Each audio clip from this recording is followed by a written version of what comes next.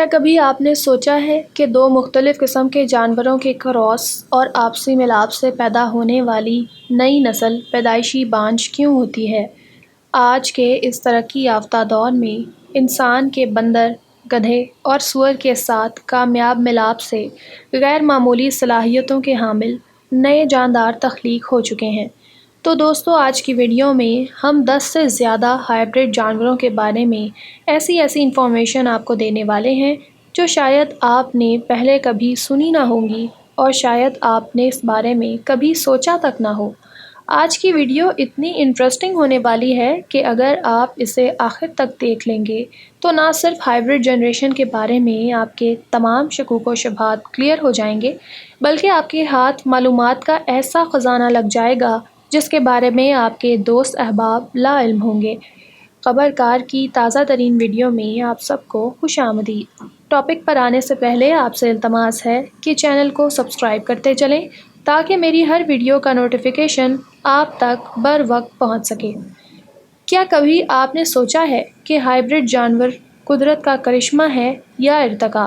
Hybrid جانوروں کی تخلیق سائنسدان باڈی سٹرکچر کو سمجھنے کے لیے کرتے ہیں، لیکن کبھی کبھار قدرتی ماحول میں بھی دو مختلف جانور ایک دوسرے کے ساتھ اختلاط کر لیتے ہیں اور یوں نئے، غیر معمولی اور عجیب و غریب کراس بریڈ جانوروں کی پیدائش ممکن ہو جاتی ہے۔ چڑیا گھروں میں ہائبرڈ بریڈنگ کو روکا جا سکتا ہے، تاہم قدرتی طور پر ہونے والی اس بریڈنگ کو کوئی نہیں روک سکتا۔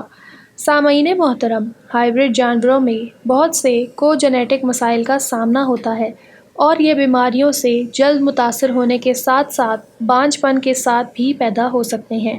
اس سے پہلے کہ میں خواتین کے ساتھ مختلف جانور کے کراس کے نتیجے میں پیدا ہونے والے نئے جانوروں کے بارے میں تفصیل سے بتاؤں، پہلے ایک ایک کر کے دیگر ہائبرڈ جانوروں پر نظر ڈال لیتے ہیں۔ لغت میں لفظ ہائبرڈ کی تعریف یہ کی گئی ہے کہ ہائبرڈ دو مختلف قسم کے جانوروں یا پودوں کے ملاپ سے پیدا ہونے والے جاندار کو کہتے ہیں۔ اردو میں اس کا ترجمہ دو نسلہ یا دوگلا کیا جاتا ہے۔ دنیا میں کئی مختلف دوگلے جانور پیدا کیے گئے ہیں، مگر سب سے زیادہ کارآمد خچر کو مانا جاتا ہے۔ یاد رہے کہ خچر دنیا کا سب سے کامیاب ہائبرڈ جانور ہے جو گدھے اور گھوڑی کے رومانس کا نتیجہ ہے۔ آپ یوں کہہ سکتے ہیں کہ خچر میں اپنے ننیال یعنی گھوڑے اور ددھیال یعنی گدھے کی ساری خصوصیات پائی جاتی ہیں۔ خچر کی فوج میں بہت عزت کی جاتی ہے۔ جہاں سڑکیں ہوں وہاں تو جیپیں، ٹرک وغیرہ چلے جاتے ہیں، مگر پہاڑی علاقوں میں جہاں سڑک تک نہ ہو، ہیلی کاپٹر یا خچر ہی کام آتے ہیں۔ خچر نہایت صابر شاکر ہوتا ہے اور اپنا نفس مار کر بھی وہ سب کچھ کرنے کے لیے راضی ہو جاتا ہے جس کا اسے حکم دیا جائے۔ آپ کو یہ جان کر حیرت ہوگی کہ خچر کو آرمی اینیمل بھی کہا جاتا ہے۔ افغان سوویت جنگ کے دوران خچر نے اپنا لوہا خوب منوایا۔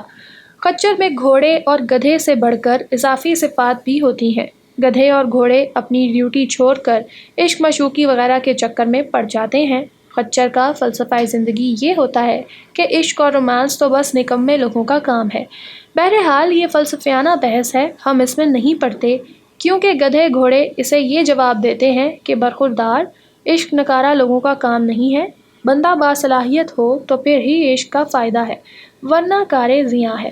دوستو، گدھا صرف گھوڑی تک محدود نہیں بلکہ ایک وائلڈ لائف پارک میں گدھے اور زیبرے کے معاشقے سے ایک نیا جانور بھی دنیا میں انٹروڈیوس ہو چکا ہے۔ ہوا کچھ یوں تھا کہ 2013 میں اٹلی میں ایک گدھا خاردار تاروں سے بنی دیوار پھلانگ کر ایک زیبرا تک پہنچنے میں کامیاب ہو گیا تھا۔ عالمی میڈیا کی ایک رپورٹ کے مطابق لوگوں نے زیبرا اور گدھے کے ملاپ سے پیدا ہونے والے ایک انوکھے جانور کو زونکی کا نام دیا ہے۔ زونکی کا سر، گردن اور پیٹ تو ڈونکی سے مشابہت رکھتا ہے، مگر ٹانگیں اپنی زیبرا ماں جیسی دھاری دار ہیں۔ زونکی صحت مند ہے مگر اپنی نسل کو بڑھانے کی صلاحیت سے محروم ہے۔ ایسا ہی ایک جانور نر شیر اور مادہ چیتا کے اختلاط سے پیدا ہونے والا لائیگر ہے۔ یہ بہت بڑی بلی پیسہ بنانے کے لیے مصنوعی طور پر تیار کی گئی، کیونکہ قدرتی جنگلات میں اس کا نام و نشان تک نہیں ملتا۔ آئرلینڈ کے ایک فارم میں بھیڑ اور بکری کی نسلوں نے قدرتی طور پر آپس میں اختلاط کیا اور نتیجہ ان دونوں کے انواع کی خصوصیات کے حامل ایک نئی نسل کے جانور کی پیدائش کی صورت میں نکلا۔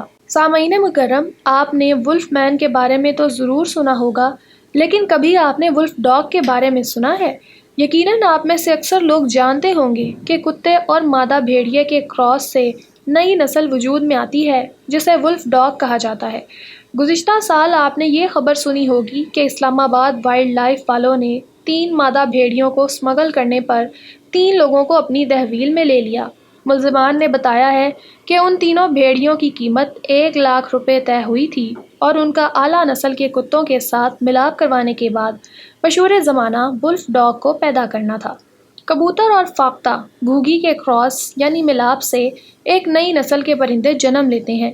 پاکستان اور خصوصاً پنجاب میں اسے خمرہ کہا جاتا ہے۔ مختلف ملکوں میں اس کے نام مختلف ہو سکتے ہیں۔ براؤن اور سفید پولر ریچھ کے ملاپ کے نتیجے میں گرولر ریچھ پیدا ہوتا ہے۔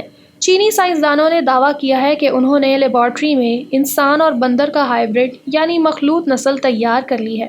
سائنسدانوں کا مقصد ہائبرڈ جانوروں کے ذریعے انسانی اعضاء تخلیق کرنا ہے جنہیں انسانی جانیں بچانے کے لیے ٹرانسپلانٹ کیا جا سکے۔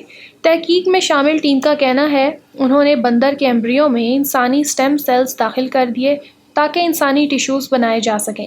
تاہم اس تجربے کو اس وقت روک دیا گیا جب یہ مخلوط ایمبریو ایک بچے میں تبدیل ہو کر جنم لینے کے قریب پہنچ چکا تھا۔ تحقیق میں ہسپانوی سائنسدان حصہ لے رہے ہیں جو اسپین میں ہائبرڈ جانوروں کی تخلیق پر عائد پابندیوں کے باعث چین میں تجربات کر رہے ہیں۔ ان کا کہنا ہے کہ انسان اور بندر کے خلیوں کے ملاپ سے بننے والے مخلوط بچے کو دنیا میں لایا جا سکتا تھا۔ اس تجربے پر اخلاقی اعتراضات بھی اٹھائے گئے ہیں کیونکہ اس عمل سے انسانی سٹیم سیلز ہائبرڈ جانور کے دماغ میں منتقل ہونے کا خدشہ موجود ہے۔ یاد رہے ایسی رپورٹس بھی آتی رہی ہیں کہ امریکہ میں انسان اور سؤر اور دیگر جانوروں کے ملاپ سے بھی ایک نئی جین تخلیق کی گئی ہے۔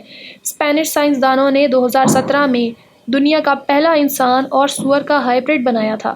آج سے چند سال پہلے برطانوی سائنسدانوں نے ایک متنازع تحقیق کا آغاز کیا جس کے تحت ایک گائے کی اووری میں انسانی ایمبریو داخل کیا گیا تھا اور اس کے ساتھ ساتھ مادہ خرگوش کے جسم میں موجود انڈوں میں بھی انسانی جین داخل کیا گیا تھا۔ ناقدین کی جانب سے سخت تنقید کے باعث سائنسدانوں نے اس ایمبریو کو 14 روز بعد ہی ختم کرنے کا اعلان کیا تھا۔